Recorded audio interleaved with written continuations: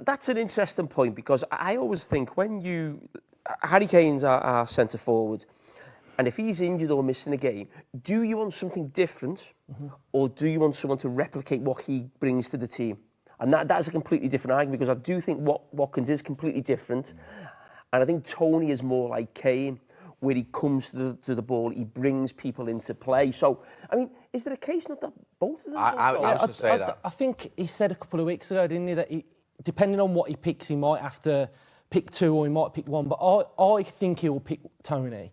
And I also think he'll use Rashford and think that can be his third striker as well. But for me as a Villa fan, obviously I'm going to back Watkins. And it's like, he's got 16 goals this season, 10 assists, 26 goal involvements, the highest in the whole Premier League.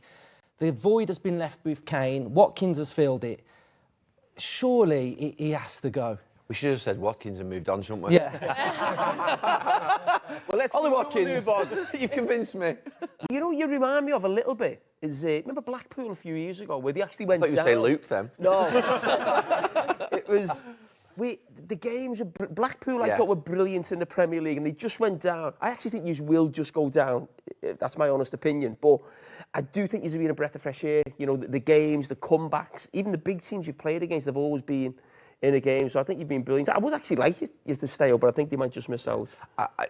I hope you stay up, not because I want Forest or anyone else to go down, but I don't think any of us recognise how important Luton being in the Premier League, Blackpool being in the Premier League, Wimbledon all those years ago, is to the pyramid. Honestly, the minute we stop talking about these types of stories and we're talking about a franchise league where basically the same three that go down come up every single year, we're dead. Given where we are now, if the Big Six had have gone into a European Super League, would it have made the Premier League a fairer and more balanced league? So the other 14 creating a league? Yeah. No, sorry. The one thing I would say in the teams, they weren't actually leaving our league. They were setting up their own Champions League on their own, where they basically weren't allowing any other Premier League team to come into it by foot. So, but their proposal did say they would stay in the Premier League and compete. But what they wanted to do was try and make the Premier League, the new Super League, weekend matches. So it's really about perception. So Liverpool get a last-minute winner versus Forest. Man United get a last-minute winner versus Liverpool in the Cup. Both teams quite rightly celebrated. Why is it when Arsenal get a late winner against the likes of Liverpool and Luton that we are framed as over-celebrating? A late winner against Liverpool? Liverpool and who? No, it's the photography thing with Odegaard. No, but it wasn't a late winner, was it? It's quite late in the last 5 minutes. You were 2-1 up. You won 3-1, didn't you? But 3-1 was the moment of joy. I've had a laugh about that, and Odegaard was brilliant, I think, on the... I saw it on the FA Cup game. I noticed a lot. He was talking a lot, Van Dijk. Oh, he does. And he does. I think he was having to go to the full-back at one point, going mad at him. And then, Are you disappointed that, because when you actually think about it, you've got a centre-back there in Varane. He was a World Cup winner, multiple Champions League winner.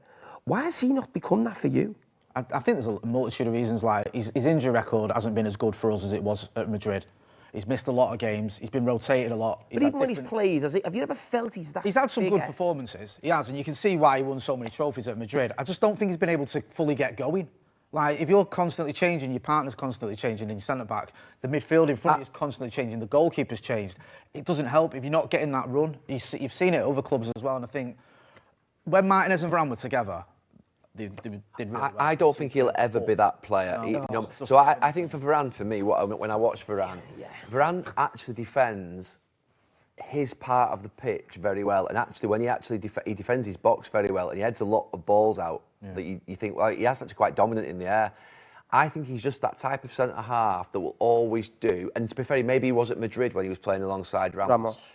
I think he's always that player that will do his own job really well, but I don't think he'll ever probably impact the other defenders around him. And that's not a criticism, by the way. No, I hear that. Because to be fair, I think there are many great centre-halves who are centre-halves that do their own job really well, but they don't actually manage a back four. A great centre-half that can manage a back four is your Van Dijks, your Terrys, your great players of all time type people. My worry is that how many goals you concede. That has to change. So people talk about Pep's football, and we always talk about it with the ball, but off the ball are fantastic as well. So that'd have to be a big shift, I think, if Tottenham were ever going to win or challenge for the biggest trophies under Postecoglou. I would say yes, because I don't think you can win the league anymore with a they call it a low block, a deep line defence and counter-attack. I don't think...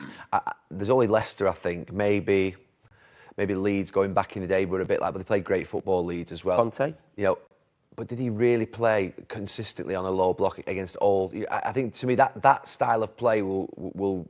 I think you'll struggle to win the league nowadays. So, what would represent success, do you think, for England at the Euros? Obviously, winning, it's great, but what would you... Or did he have to win it? I think in terms of the manager, I almost feel like there's a feeling now that if he didn't win, it'd be seen like he's cost us the tournament. Yeah. I do feel like there's a real negativity getting built around Gareth Southgate, and I think he's done a really good job with England, but I think there's this feeling that we should be going there and winning and getting to at least the final. You know, so I think you'd have to get to the final for it to be seen as a success. It was disappointing, but I accepted the way in which we played against that France team, that I thought you could lose that game. Do you know what I mean? Yeah. And I think that's just the way football is, because there's two really good teams. So for me, it would be who we got beat by. Obviously, we'd have to get to a minimum, I think, of quarters, semis. But probably It's got to be more than quarters. No. chance. If we played, I don't know if we can play France in the quarter. I've not looked at it properly yet. But let's say we got knocked out by France in the quarter, you'd be saying, I can understand that. I agree. Semi's probably the minimum you can get to. I think the league is utopia. I still see City as the favourites. I think most Liverpool fans, as I said, the league is like just this dream, if you like.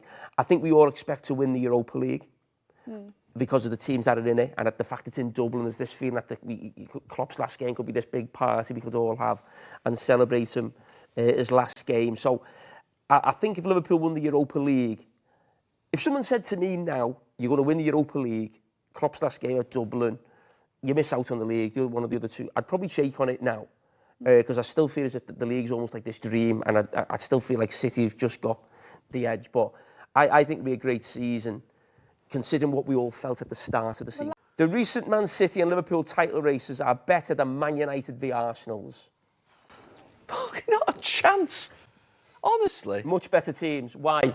Oh Why? God, honestly. The points tallies, the Exactly. run, 18 games undefeated from January for both of them. The two best You know what teams I in mean? Like, Europe. they're the two best Arsenal teams and Man to play United English were never football. that. You know That Liverpool team and that Man Do City. you know how much you bore everyone else in the country? Do you have any idea? Well, I'm enjoying it. Honestly, we were absolutely punch for punch. And it was Literally. punch for punch. Beating each other up. Off the pitch, on the pitch, the ferocity of the games, the unpredictability, unpredictability of the games, the length of the actual thing was 7 years. 4 championships United, 4 titles to United, 3 to Arsenal. It was a proper rivalry. Gary, Right, but Gary, how many can I times just ask, would you not, why do people just ignore the United-Chelsea rivalry? Because that was like 7 titles, whatever, between the two teams in 7 years.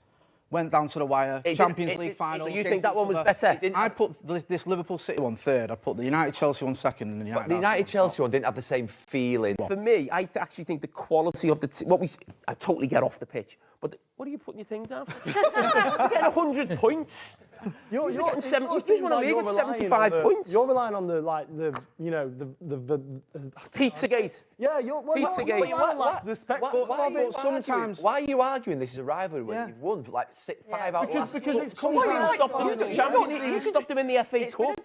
How many Champions League finals have they got to in the past 5 years? How many finals have we got to? Something. We've been in 5. I think it's Do you know what I mean? offensive. And then the Premier League. Oh, here we go. City and Liverpool are together again. And then the Premier League as well. How many Right, times it doesn't matter, forget it. Question 3.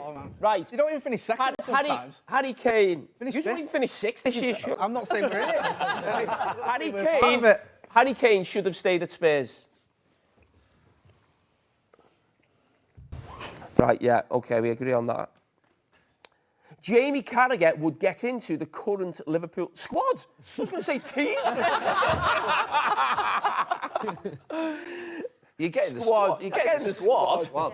I mean, Because if you started to bring in Matt Busby or Bill Shankly or Brian Clough or some of these great managers that Arsenal have had, you start to widen the impact on the game. Kendall. The impact on the game that they've had. Yeah, you know what I mean? And I think Pep's had the biggest influence that I've ever seen on style of play. Yeah.